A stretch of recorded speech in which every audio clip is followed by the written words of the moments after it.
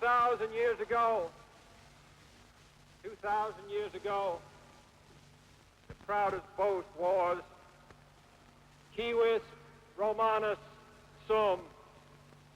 Today, in the world of freedom, the proudest boast is Ich bin ein Berliner.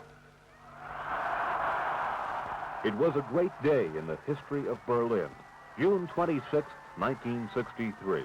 Not only was it inscribed in the chronicles of the city, but in the hearts of Berliners as well. It was a day that will never be forgotten by those in the divided city. It was a day of hope. It was a day of reassurance. It was the day that President John Fitzgerald Kennedy visited the city.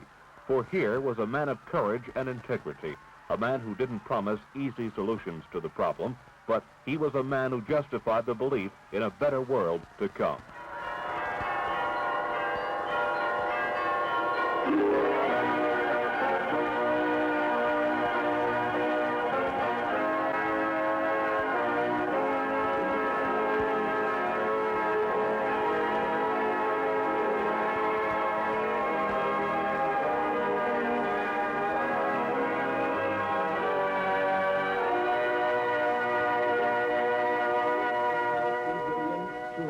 $47 million of appropriations for the armed forces to fill out our present Army divisions and to make more men available for prompt deployment.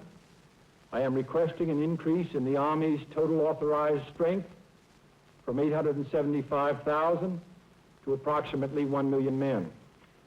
To fulfill these manpower needs, I am ordering that our draft calls be doubled and tripled in the coming months. I am asking the Congress for authority to order to active duty certain ready reserve units and individual reservists and to extend tours of duty. The world is not deceived by the communist attempt to label Berlin as a hotbed of war. But the freedom of that city is not negotiable.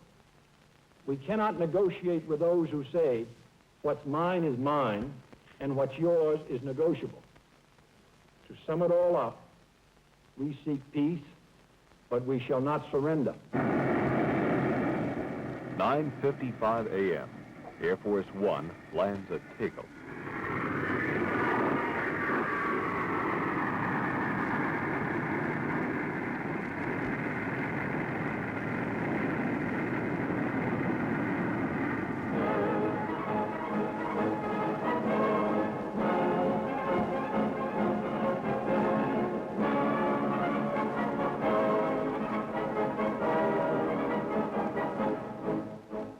A 21-gun salute greeted the first president of the United States to set foot on Berlin soil. Accompanying Mr. Kennedy were Secretary of State Dean Rusk and General Lucius D. Clay, the first United States Commandant in Berlin. The welcoming ceremonies were presided over by Berlin's governing mayor, Willy Brandt, and the Federal Chancellor, Konrad Adenauer.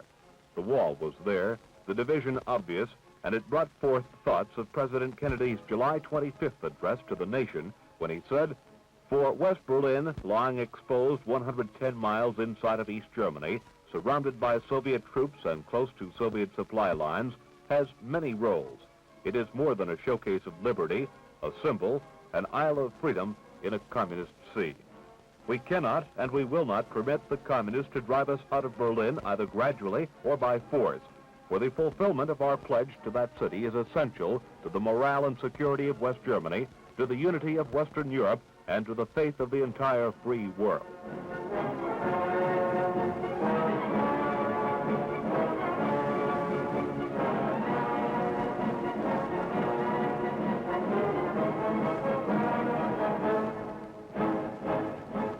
I do not come here to reassure the people of West Berlin.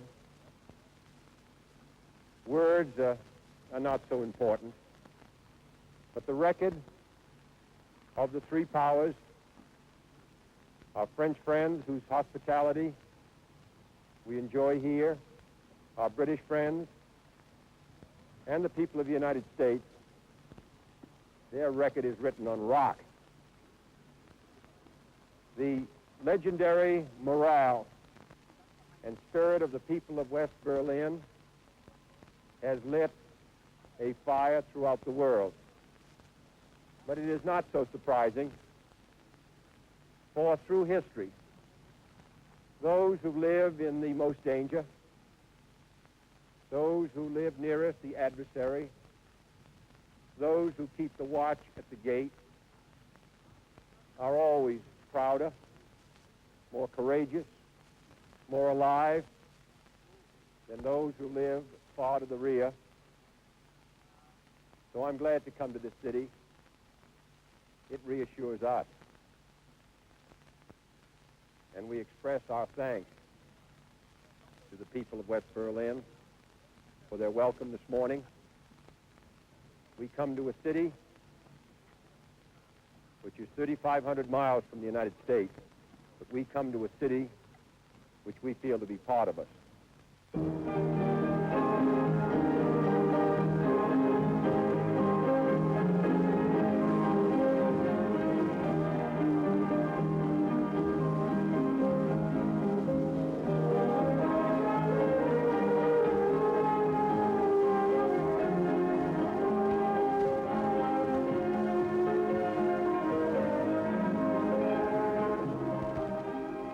Thus, the motorcade through the streets of Berlin began. The entire route was lined with people who had waited hours to see the president, the man dedicated to the defense of peace and freedom. Never before had the Berliners turned out in such large numbers. Never was a reception so rousing and so warm. This was Berlin's way of expressing their years of gratitude.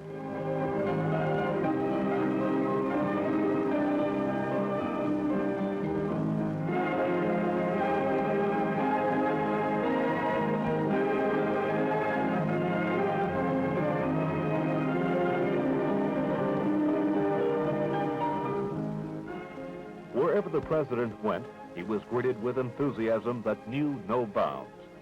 1.5 million people crowded the streets of West Berlin. 1.5 million Berliners, cheerful, grateful, hopeful. These were the people who knew the full meaning of freedom, for just beyond the wall lies the constant reminder of a life hardly worthy of the name.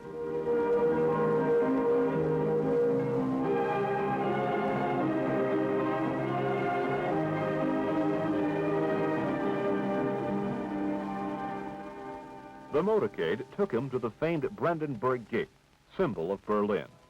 But now, the landmark rested behind the wall. And for the first time in history, it was impossible to see the east sector from this point. The communist regime draped red curtains on the monument, thus preventing a view of East Berlin. And likewise, it prevented the East Berliners from seeing the American president, and perhaps from waving a silent message of greeting to the man who represented courage. It was left to the West Berliners to represent their friends and relatives locked behind the wall.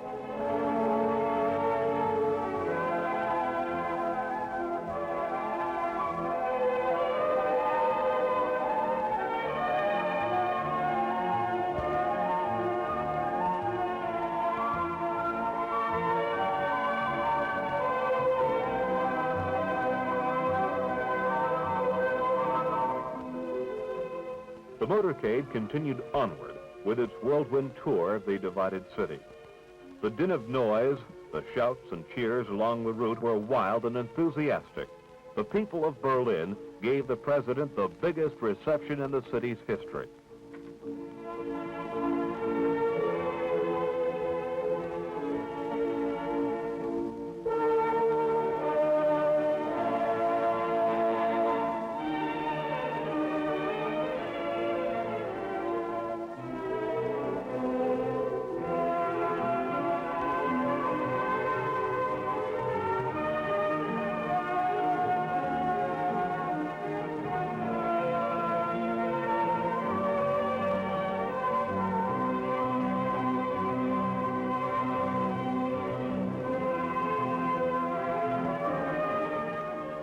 At Checkpoint Charlie, President Kennedy viewed the eastern sector of Berlin for the second time. Prior to climbing the platform, the president stood near the white lines that divide not just a city, but two different ways of life.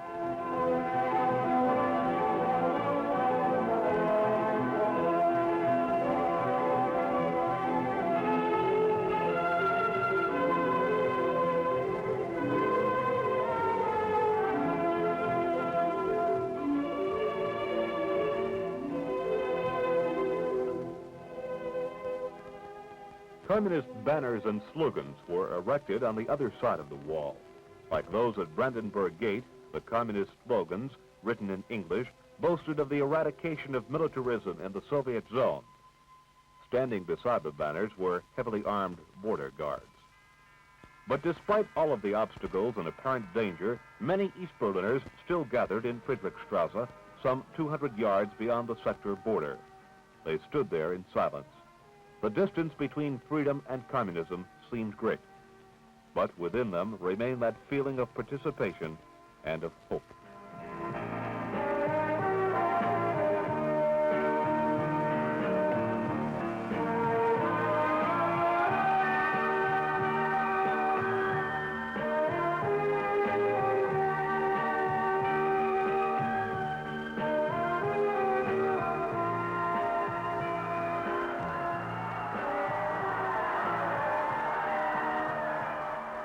The crowd gathered in close when the president returned to his car.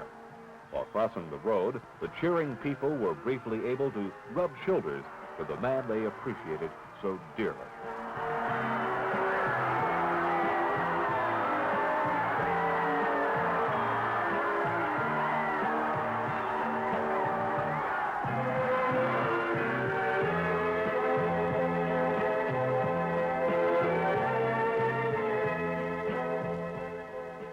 From Checkpoint Charlie, the motorcade proceeded to the Airlift Memorial at Tempelhof, and then to the West Berlin Town Hall at Schöneberg. All along the route, the same atmosphere prevailed, wild, enthusiastic, the same exuberant acclaim from tens of thousands of people standing shoulder to shoulder along the way.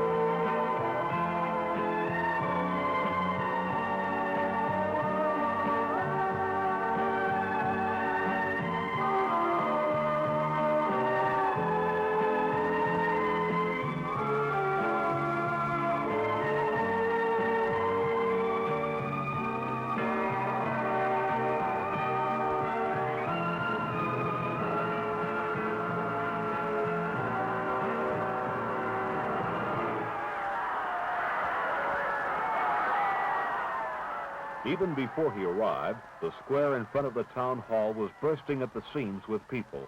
All along the streets leading to it, the people wormed their way through, eager to participate in the historic occasion. This square, which is the scene of so many impressive and powerful meetings, has never before known so vast a gathering. Then shortly before 1 p.m., President Kennedy arrived. His appearance before the gathering brought forth a thunderous ovation. For 18 years, Berliners had waited to say thank you to the leader of the Western world. This was the day.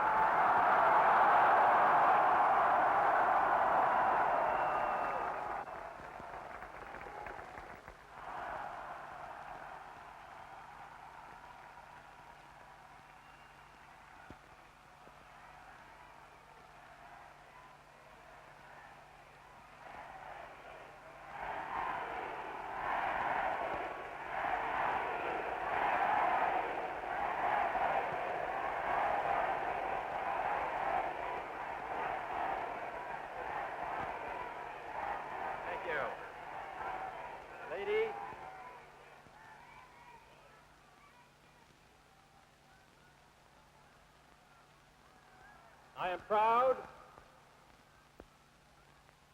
to come to this city as the guest of your distinguished mayor, who has symbolized throughout the world the fighting spirit of West Berlin. And I am proud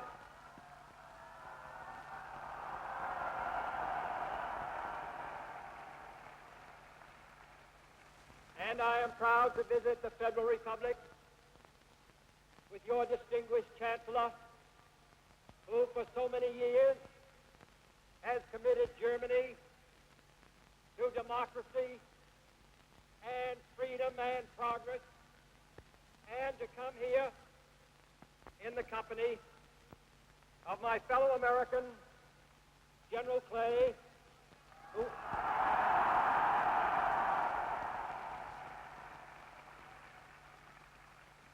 has been in this city during its great moments of crisis and will come again if ever needed.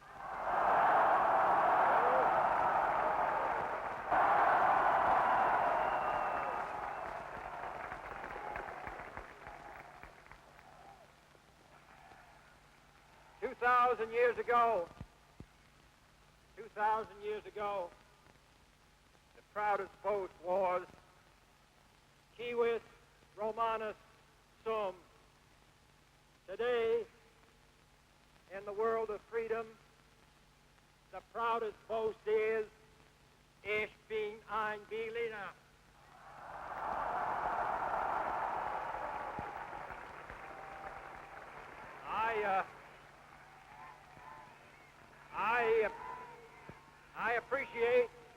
I appreciate my interpreter translating my German.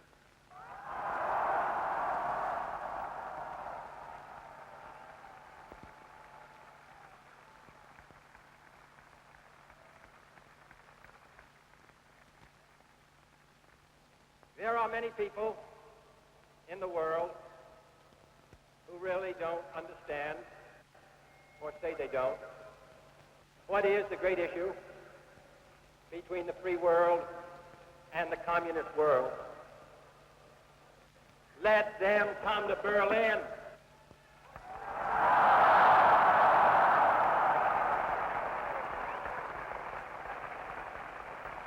There are some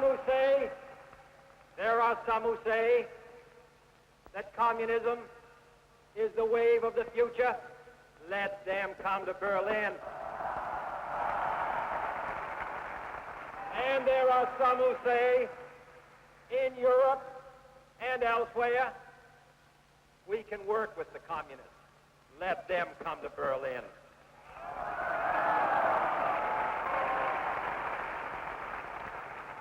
And there are even a few who say that it's true that communism is an evil system, but it permits us to make economic progress. Lass sie nach Berlin kommen. Let them come.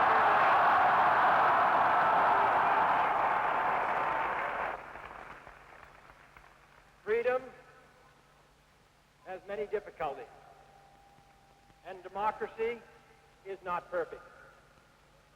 But we have never had to put a wall up to keep our people in, to prevent them from leaving us.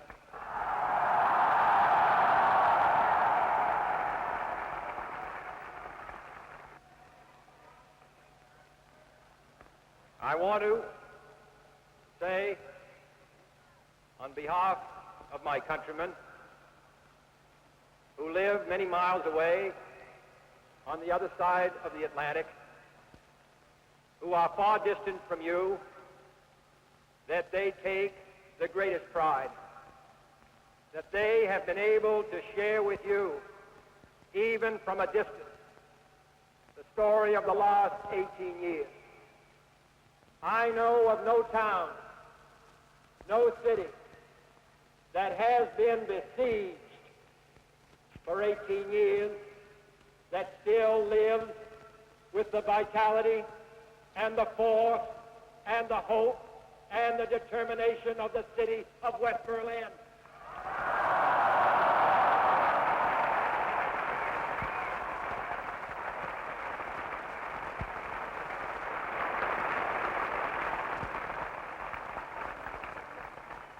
While the wall is the most obvious and vivid demonstration of the failures of the communist system, for all the world to see, we take no satisfaction in it, for it is, as your mayor has said, an offense not only against history, but an offense against humanity, separating families, dividing husbands and wives and brothers and sisters, and dividing a people who wish to be joined together.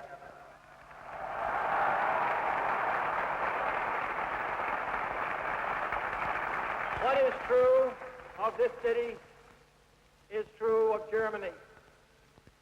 Real, lasting peace in Europe can never be assured as long as one German out of 4 is denied the elementary right of free men, and that is to make a free choice. In 18 years of peace and good faith, this generation of Germans has earned the right to be free, including the right to unite their families and their nation in lasting peace with goodwill to all people.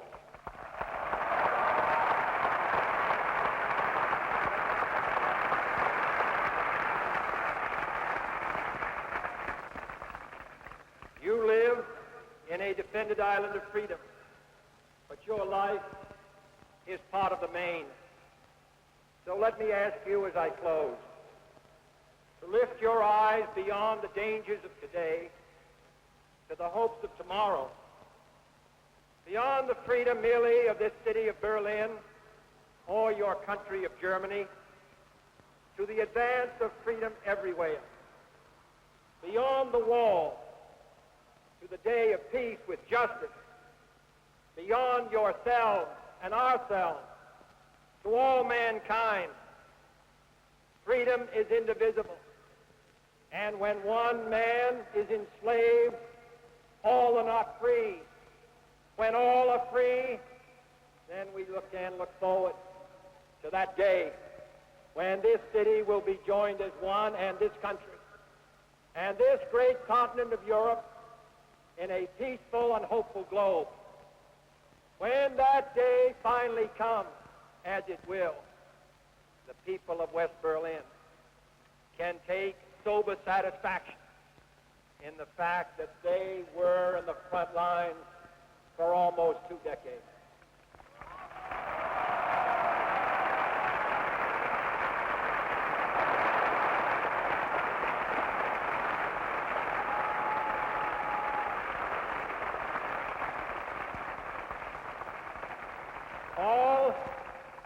All free men, wherever they may live, are citizens of Berlin. And therefore, as a free man, I take pride in the word, Ich bin ein Berliner.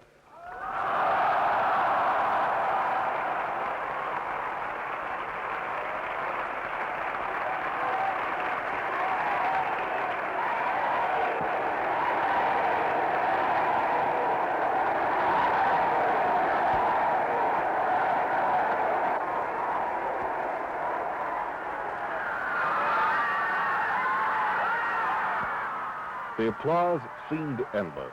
It was Berlin's proudest hour. The greatest of all meetings held before the town hall was solemnly concluded with President Kennedy inscribing his name in Berlin's Golden Book. The ceremony was held amidst a silence broken only by the tolling of the Freedom Bell in the tower above.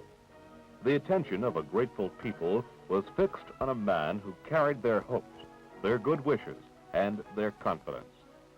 After meeting with members of the city government and other public dignitaries, the president attended a dinner held in his honor at the town hall.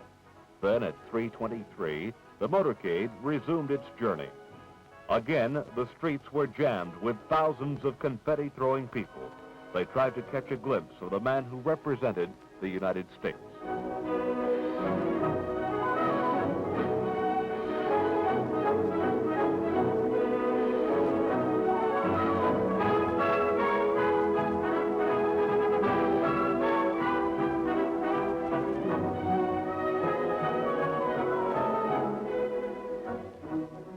The motorcade took the president to Berlin's Free University, where he was awarded the distinction of an honorary citizen of Berlin's Free University. 15,000 students watched as the chancellor of the school made the presentation. The citation read, in part, "In his capacity as President of the United States of America and as a spokesman for all the free nations of the world, did check the danger of a nuclear war and simultaneously secure the continuation of the constitutional democratic state and social order in the new and old world, in one of the most critical periods in modern history." As I said this morning, I am not impressed by the opportunities open to popular fronts throughout the world. I do not believe that any Democrat can successfully ride that tiger. But I do believe in the necessity of great powers working together to preserve the human race, or otherwise we can be destroyed.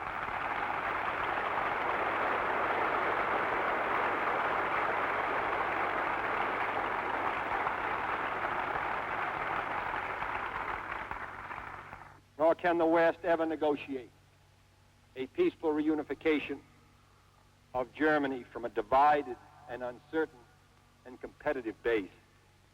In short, only if they see over a period of time that we are strong and united, that we are vigilant and determined, are others likely to abandon their course of armed aggression or subversion.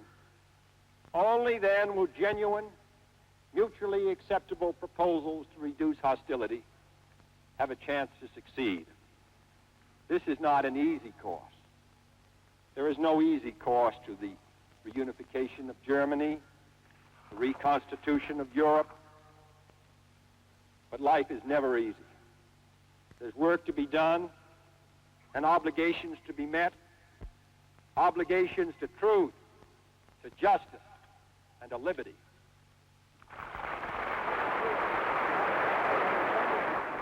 The return trip to Tegel Airport saw the same enthusiasm relived. Berliners crowded along the freeway to bid farewell to the president. It was a moment to cherish and remember. It was a moment still vividly remembered today. It was time to say goodbye, not just to the dignitaries and people, but to Germany as well. As it began, so it ended. Dr. Adenauer and Willy Brandt were at the airport to say Auf Wiedersehen on behalf of the German people. Before boarding the plane, President Kennedy warmly thanked each member of his police escort for a job well done. It had been a vivid moment in Berlin's history. It is still remembered today and will continue to be remembered in the future. The aircraft's engines roared in the afternoon sunshine. At exactly 5:45 p.m., Air Force One would lift into the air, taking President Kennedy with it and leaving behind pleasant memories. Memories that provided reassurance and hope to a people divided by a wall. As the president said, Berlin is more than a showcase of liberty, a symbol, and an isle of freedom in a communist sea. Berlin is the great testing place of Western courage and will, a focal point where our solemn commitments and Soviet ambition now meet in confrontation. This is the way it was in the divided city, June 26, 1963. From 9:39 a.m. to 5:45 p.m., it was a day that belonged to Berlin.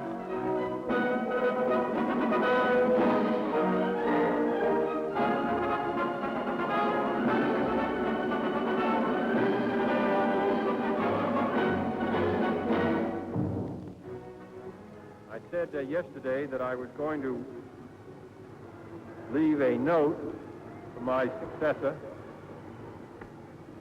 which would say to be opened at a time of some discouragement. And in it would be written 3 words, "Go to Germany." I may open that note myself someday. I know the American people naturally wonder on occasions whether all that they've done since the end of 1945, all the responsibilities and burdens that they've accepted, whether any of this effort is recognized and appreciated. If they had any doubts, it certainly seemed to me that the warmth of the welcome of the last 3 days, which was extended through me to the American people, should have ended them. And for that reason, if for no other, I'm happy I came, and I express my thanks to you, Chancellor, to all the German people for the hand they held out to us.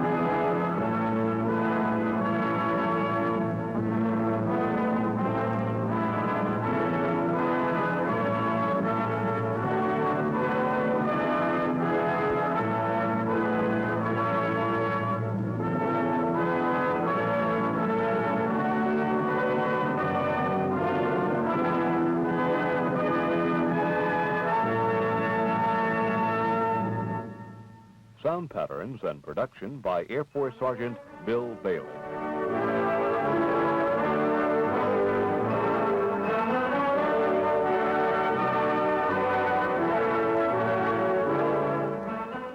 Edited by Air Force Sergeant James Connelly.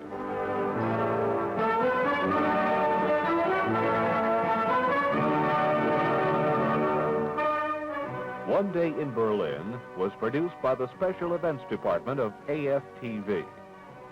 This is Airman First Class Al Baker speaking.